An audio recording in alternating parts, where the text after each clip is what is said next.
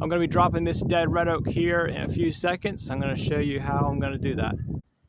I got a fence right over here about 20 feet, so I want to drop it right down here in this path. I notched the tree right here. I'm going to cut it on the back side. I'll get the saw in here and I'll drop it for you.